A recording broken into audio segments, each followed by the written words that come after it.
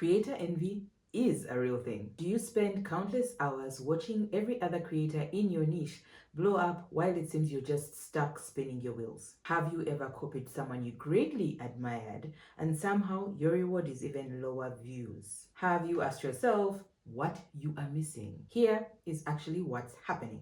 You are watching the wrong competitors and copying the wrong things. Don't copy tactics. Instead, understand the strategy behind why they are doing what they are doing. I am breaking down how to do this the right way so you can spend more time growing and achieving your goals. When I started, I made this classic mistake, going down the rabbit hole and looking at creators who were much bigger than I was. Creators who had 1K, 5K, 100K, millions of followers. I tried to replicate their success and it didn't work. Not because I hadn't studied them the right way, but because we were in totally different leagues and at totally different stages of our creator journeys. So I shifted. I became more intentional about who I was paying attention to. Creators who are closer to me in size, who seemed to have gone through a similar journey. Some were leaps and bounds ahead of me, and others just a few steps ahead of me. They were more relatable, more accessible, and using strategies I could actually use on my account. This let me accurately see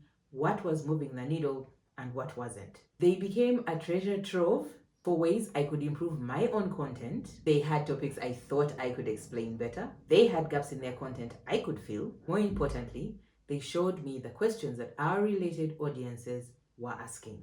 Then I started working smarter, taking these insights and giving them my own perspective. Because the truth is, I'm the only one who can think the way I do, post the way I do, and turn up the way I do. I leaned into what makes me uniquely me, and people responded. Analyzing your competition is not about copying. It's about finding that white space. The silence between what they're posting and they're not, what they're answering and they're not, the angles they're giving and those they are forgetting. Taking all that information not only makes you a smarter creator, but also gives you the opportunity to show off your opinions and your perspectives in a way that's uniquely yours. Let your own experience, life, and perspective drive your opinions. You will stand out. Let's find you the right people to study. By the end of this video, you will know what to study, and how to find the unique angle that makes the topic yours. This is strategic, so buckle up. One of the biggest mistakes I see new creators make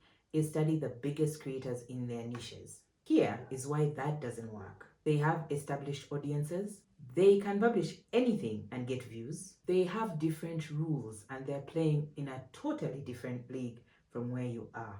You're not competing with them. You're not even in their rear view mirror. You're not in the same league yet, and that's okay. Instead, you want to focus on creators who are 6 to 12 months ahead of you on this journey. These are people who have recently cracked the code. Their strategy is current, their audience size is relatable, and they're still accessible. So how do you find them? Search your niche keywords on TikTok. Filter for accounts below 5K, 10K, whatever that number is. Look for people who consistently post. Check their engagement rates. You're looking for comments, saves, shares, and views. Pick 5 to study deeply and write them down. These are your study group. There is a worksheet in your workbook to help you track this. Our goal is to understand what they are doing successfully and what you should be avoiding.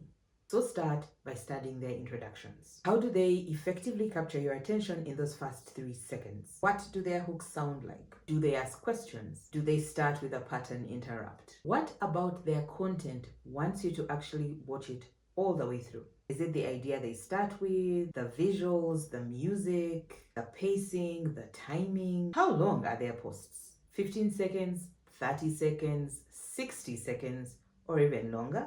How frequently do they post? And with what results? How do they end their posts? How do people respond in the comments? Are there follow-up questions? Are there any offshoot ideas you can generate because of that content? Also, look at what kind of content people actually engage with. Remember, we're really paying attention to comments, saves, shares, and views. What actually gets viewers to respond or take an action because of their post? You are building a picture of what resonates with the audience you are trying to connect with. If you blindly copy what they're doing, that's just copying. It doesn't give you the opportunity to show off your unique skills or your unique perspective. It doesn't really help you establish yourself as the go-to person in that category. Watch your study group like a scientist, paying attention to what's obvious and what's not so obvious. Ask yourself, what are these creators not talking about? What questions are people asking in the comments section, and are they getting answers? When they do get answers, who is responding to this question? Is it the creator or other people in the comments? Because here's the thing, that's an opportunity you can build on. Answer questions, share your perspective, show off your experience. This is also a great step to get other people to visit your profile because they are likely the audience you are actually looking for. Once you have identified 3 to 5 gaps in your competitors' strategies, combine these with your background, your experience, and your perspective. Just like that, possibly have already 10 topics to create content around. Your uniqueness is what will draw the crowds in because you're explaining things in a way they hadn't thought of before and offering a solution they are actually actively looking for. For example, I have seen so many people talking about fitness and working out, but very few of them talk about working out when you are naturally unfit, uninclined to go to the gym or actually do exercise, or have tried several times and failed. If you're on the other side of this particular story, that's a gap. And that is your story. There's an audience just waiting to hear your story. That's a piece of the pie that's truly your own. That's your position and you can own it. Make sure to fill in the gap analysis information in your workbook so you can take advantage of that information. We now know who to study, how to study them, how to identify the gaps and take advantage of them. And now we actually need to do the work. We are still in the experiment phase, but we're building momentum. Your mini challenge is to create 2 videos based on the gaps you have identified. If you are following along, this should be your 5th and 6th video. Coming up on hour 4, we'll talk about engagement strategies. And later in hour 5, we will develop your 5 next strategic videos. Your gap is out there.